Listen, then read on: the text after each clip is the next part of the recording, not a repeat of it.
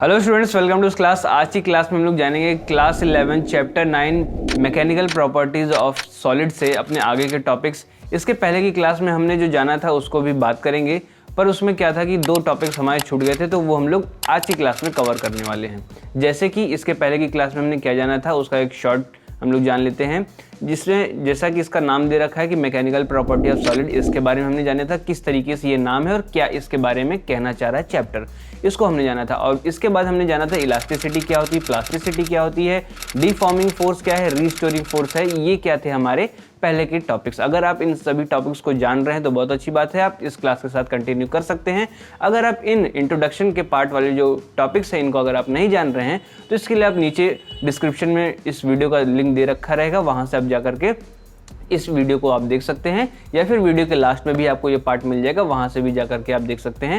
तो आज की क्लास में उन बचे हुए टॉपिक्स को हम लोग बात करेंगे जो कि उस क्लास में हमारी छूट गई थी, जो कि क्या है हमारा स्ट्रेस और स्ट्रेन। तो चलिए स्टार्ट करते हैं आज की क्लास।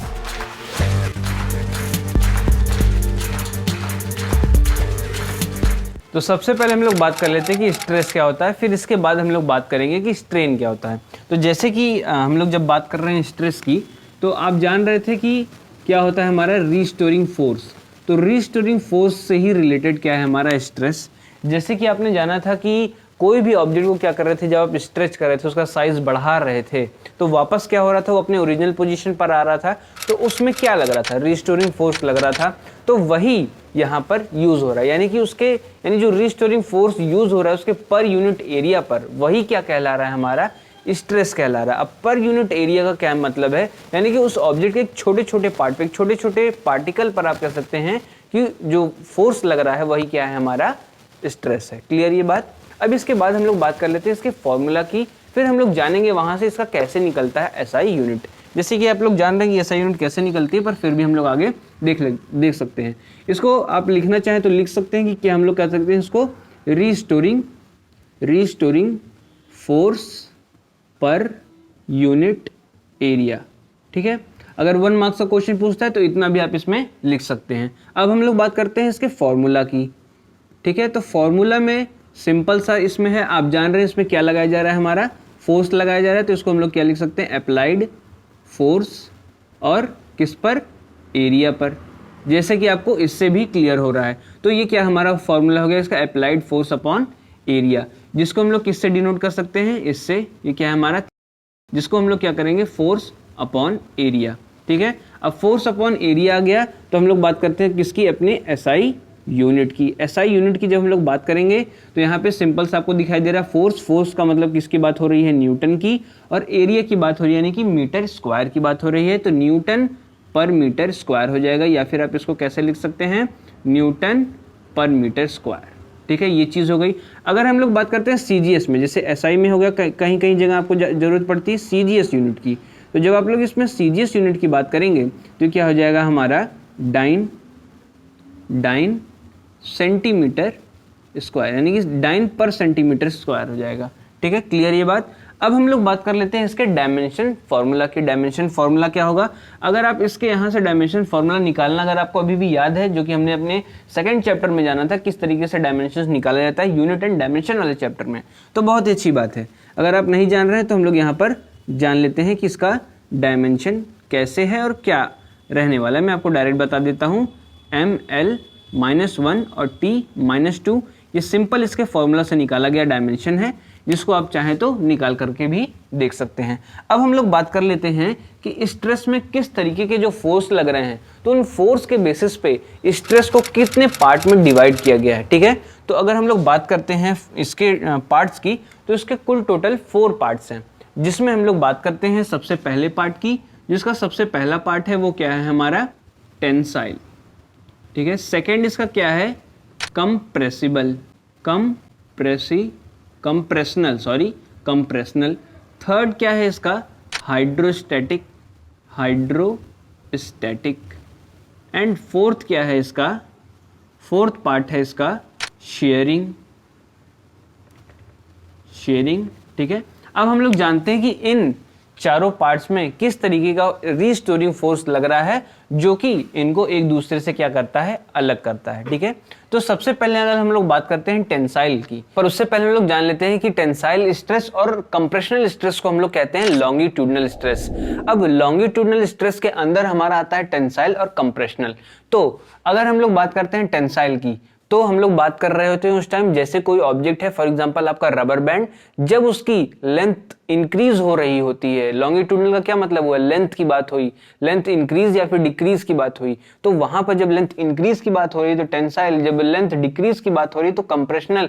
पर इसमें एक केस लग रहा है, जब हम लोग बात करते हैं टेंसाइल स्ट्रेस की, तो जब इंक्रीज हो रही है उस पर डिफॉर्मेशन फोर्स लगाया जा रहा है, तो उस टाइम जब उस पर रिस्टोरेशन फोर्स लग रहा होता है, तो उस रिस्टोरेशन फोर्स को जो उसके पर यूनिट एरिया पर लग रहा होता है उसी को हम लोग क्या कहते हैं, टेंसाइल स्ट्रेस कहते हैं। और वैसे ही सेम केस में जब कोई ऑब्जेक्ट है, फॉर एग्जांपल आप मान लीजिए स्पंज के केस में, जब स्पंज के केस को, जब आप उस स्पंज को क्या करते हैं, प्रेस करते हैं, उस पर जब फोर्स लगाते हैं, डिफॉर्मिंग फोर्स लगाते हैं, तो उसकी लेंथ क्या हो रही होती है, डिक्रीज हो रही होती है। तो जब डिक्रीज हो रही होती है और उस पर जो रिस्टोरिंग फोर्स लग रहा होता है, तो उस रिस्टोरिंग फोर्स को हम लोग क्या कहते हैं, कंप्रेशनल स्ट्रेस कहते हैं।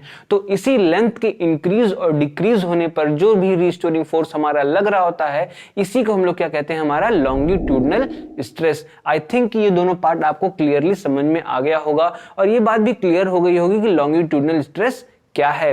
अब हम लोग बात करते हैं अपने हाइड्रोस्टैटिक की। हाइड्रोस्टैटिक के केस में अगर हम लोग बात करें तो उसके नाम से आपको क्लियर हो रहा होगा, हाइड्रो का मतलब कि वाटर की तरफ से कोई भी फोर्स यहाँ पर लगाया जा रहा है, और स्टैटिक का मतलब कि स्थिर में, यानी कि वाटर, स्थिर वाटर में, यानी कि रुके हुए पानी में किसी तरीके का फोर्स लग रहा है। अब वो क्या है, वो स्ट्रेस क्या है, इसको हम लोग समझ लेते हैं। फॉर एग्जांपल आपके पास कोई बकेट है, उसमें आप बलून को डाल देते हैं, तो उसमें क्या होता है, बलून पे चारों तरफ से, हर एंगल से, हर पॉइंट पे, यानी कि हर एक एंगल पर, हर एक पॉइंट पर, हर एक डिग्री पर उस पे क्या लग रहा होता है, प्रेशर लग रहा होता है। तो उस केस में जब वो बलून अपना रिस्टोरिंग फोर्स लगाता है, तो वो जो रिस्टोरिंग फोर्स कहलाता है हमारा हाइड्रोस्टैटिक रिस्टोरिंग फोर्स, या फिर आप कह सकते हैं हाइड्रोस्टैटिक स्ट्रेस। तो ये क्या हो गया हमारा, क्लियरली हाइड्रोस्टैटिक, यानी कि जब किसी ऑब्जेक्ट पर चारों तरफ से, मतलब कह सकते हैं आप, हर एंगल पर, हर डायरेक्शन में, हर एक पॉइंट से जब उस पर फोर्स लग रहा हो और फिर वो रिस्टोरिंग फोर्स उस पर लगाया जाए, तो वो क्या कहलाता है, हमारा हाइड्रोस्टैटिक स्ट्रेस। क्लियर ये बात। अब हम लोग आगे बढ़ते हैं अपने फोर्थ पॉइंट पे। फोर्थ में हमारा क्या है, शेयरिंग या फिर टेंजेंशियल स्ट्रेस।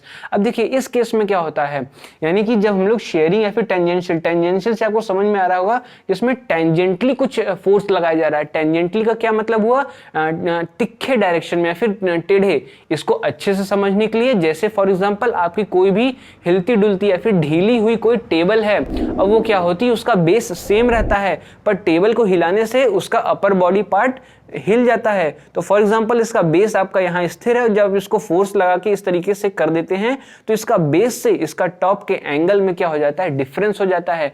तो वो जो डिफरेंस हो रहा है या फिर जिस पे जो रिस्टोरिंग फोर्स लग रही है, वो क्या हमारा टेंजेंशियल स्ट्रेस है।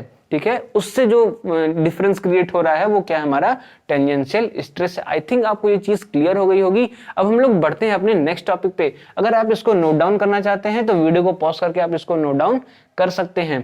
ठीक है, अब हम लोग बढ़ते हैं अपने नेक्स्ट टॉपिक पे, जिसमें हम लोग जानेंगे स्ट्रेन के बारे में। तो देखिए स्ट्रेन और स्ट्रेस दोनों में कहीं ना कहीं आपको एक बार ऐसा हो सकता है कि कंफ्यूजन हो जाए, पर उसको मैं आपको बता दूंगा अगर कहीं आपको कंफ्यूजन ऐसी क्रिएट होती है तो। अब हम लोग बात करते हैं किसकी, स्ट्रेन की। तो देखिए स्ट्रेन के केस में क्या होता है कि the ratio of the change in any dimension produced in the body to the original dimension is called strain. समझ में आया? अगर नहीं समझ में आया तो कोई बात नहीं, हम लोग एग्जाम्पल से इस चीज को समझते हैं। जैसे ही भी कोई ऑब्जेक्ट आपने लिया, ठीक है, जो स्ट्रेचेबल है, जो जिसमें इलास्टिसिटी की प्रॉपर्टी है, उसको आपने क्या किया, स्ट्रेच किया, या फिर उसकी लेंथ बढ़ाई, या फिर उसकी लेंथ घटाई, या फिर कुछ भी आपने उसके साथ किया।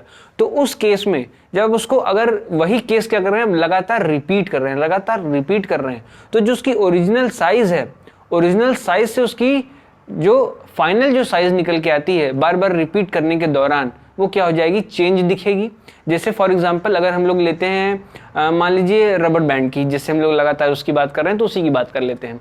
रबर बैंड आप लिए बार बार उसको स्ट्रेच कर रहे हैं, स्ट्रेच कर रहे हैं, स्ट्रेच कर रहे हैं, स्ट्रेच कर रहे हैं, स्ट्रेच कर रहे हैं, फिर छोड़ रहे हैं, स्ट्रेच कर रहे हैं, फिर छोड़ रहे हैं। तो ये जो बार बार आप कर रहे हैं तो इसमें आप देख रहे होंगे कि एक बार जो सबसे पहला जो फर्स्ट टाइम थी जो उसकी साइज, अब उसकी साइज में डिफरेंस आ चुका है। यानी कि क्या हो गया है, उसका ओरिजिनल डायमेंशन से वो दूसरे डायमेंशन में चेंज हो चुके हैं। यही यहाँ पर कहा जा रहा है कि जो रेशियो है, जो चेंज इन डायमेंशन प्रोड्यूस किया गया है in the body to the original dimension, यानी कि ओरिजिनल डायमेंशन से उसको नए डायमेंशन में जब उसको प्रोड्यूस किया गया है, यही क्या कहलाता है, हमारा स्ट्रेन कहलाता है। या फिर जैसे आप इसको कह सकते हैं हिंदी में अगर समझना चाहें तो इसको खिंचाव कह सकते हैं। ये खिंच चुका है, अब इसके बाद ये और नहीं खींचेगा, ज्यादा खींचेगा तो टूट भी सकता है, ऐसा कुछ कह सकते हैं आप। तो देखिए इसमें क्या कहना है कि अब वो क्या हो चुका है, यानी कि खिंचाव आ चुका है। खिंचाव आने का क्या मतलब हुआ कि अब वो अपनी वापस उस पोजीशन पर नहीं आने वाला। ठीक, तो यही क्या है, हमारा स्ट्रेन है। अब स्ट्रेन की जब हम लोग बात कर रहे हैं तो इसमें बात कर लेते हैं, जब हम लोग बात की इसमें डायमेंशंस की, जब इसमें बात आ गई डायमेंशन की तो इसका मतलब इसकी एसआई यूनिट भी क्या है, डायमेंशन लेस है, इसकी कोई भी एसआई यूनिट नहीं है। जब हम लोग बात करेंगे अब इसके आगे टाइप्स की कि क्या क्या इसमें टाइप्स हैं, तो देखिए इसमें सबसे पहला टाइप है जिसका आपने नाम सुन रखा है, वो क्या है, हमारा लॉन्गिट्यूडनल। लॉन्गिट्यूडनल है सबसे पहला पार्ट। अब लॉन्गिट्यूडनल के बारे में तो आप जान ही रहे होंगे कि लॉन्गिट्यूडनल के केस में क्या हो रहा है। लॉन्गिट्यूडनल के केस में आप जान रहे हैं कि जब कोई भी ऑब्जेक्ट को क्या किया जा रहा है, स्ट्रेच किया जा रहा है या फिर उसको क्या किया जा रहा है, कंप्रेस किया जा रहा है, तो वो कौन सा केस हमारा हो रहा है, लॉन्गिट्यूडनल का केस हो रहा है। पर आपने इसके पहले के केस में जाना था कि वहां पर रिस्टोरिंग फोर्स लग रही है, तो उसको हम लोग क्या कह रहे हैं, उसको हम लोग कह रहे हैं स्ट्रेस।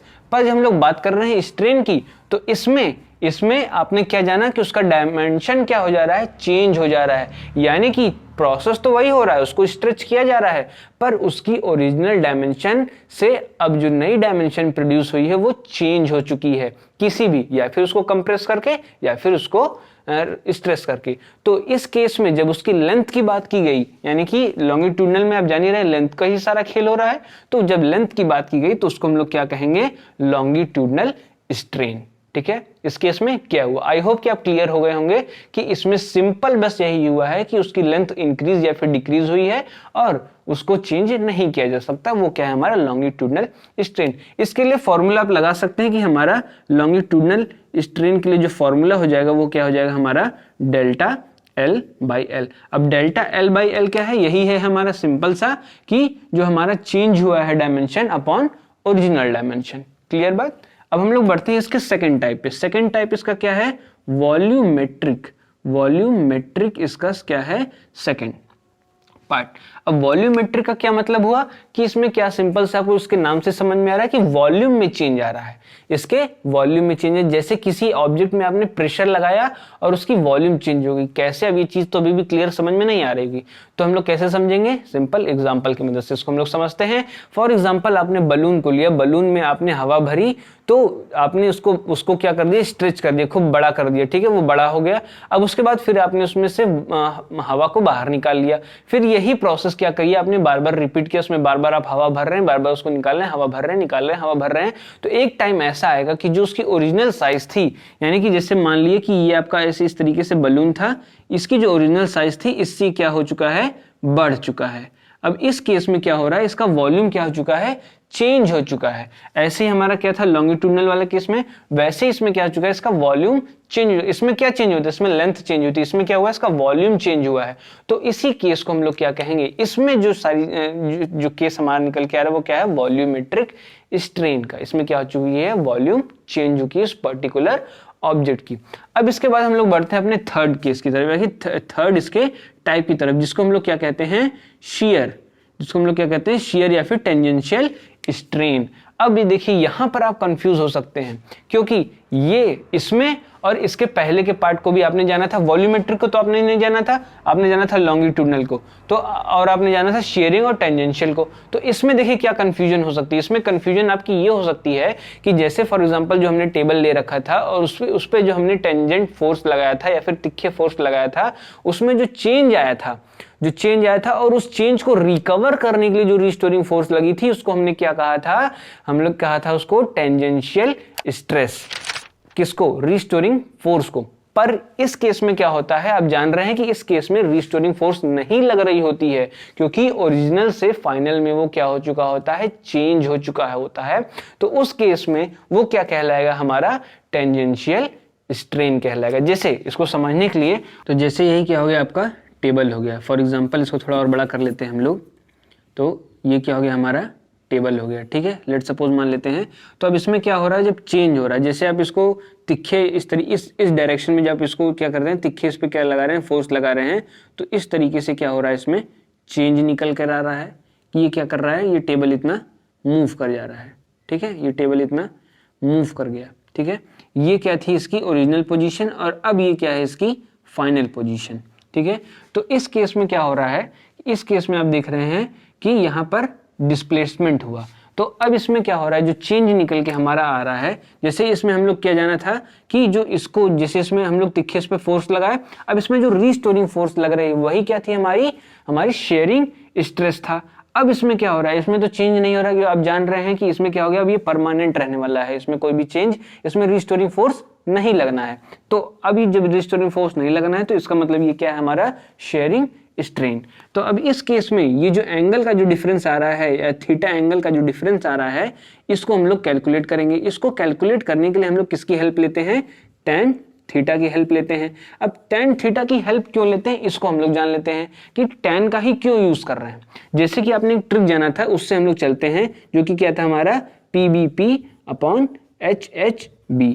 अब इस केस में क्या होता है, जब हम लोग tan की बात करते हैं तो यानी कि परपेंडिकुलर अपॉन बेस की बात कर रहे होते हैं।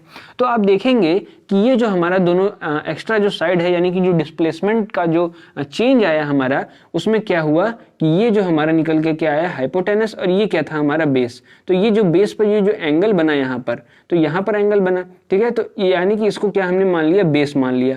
तो ये क्या हो गया, हमारा L लेंथ, और ये जो हमारी हो गई चेंज इन लेंथ हो गई, तो इसको हम लोग मान लिया डेल्टा L। ठीक है, या फिर ये क्या, इसको ये क्या था, हमारा हाइपोटेनस, को हाइपोटेनस ही रखते हैं, क्योंकि अगर L और डेल्टा L ले लेंगे तो वो हमारा कंफ्यूजन क्रिएट कर सकता है हमारे लॉन्गिट्यूडनल के साथ। तो इसलिए हम लोग इसको क्या कहते हैं, सिंपल से, जैसे कि हमारा tan में यूज होता है, या फिर जैसे कि हमारा ट्रिक दे रखा है, तो उस बेसिस पे हम लोग इसको डेल्टा L अपॉन H लिख लेते हैं। तो ये क्या हमारा हो जाएगा कि डेल्टा L अपॉन H। यहां से हम लोग इसको निकाल सकते हैं कि क्या चेंज निकल कर आया है। ठीक है, ये क्या हो गया, हमारा शेयरिंग स्ट्रेन हो गया। अब शेयरिंग स्ट्रेन में आप समझिए कि इसमें भी क्या हुआ, सेम उसी तरीके से फोर्स लगाया गया तिखे डायरेक्शन में, और वहां पर ऑब्जेक्ट में मूवमेंट आई, उसका बेस वहीं सेम पे था, और ऊपर का पार्ट क्या कर गया, मूव कर गया।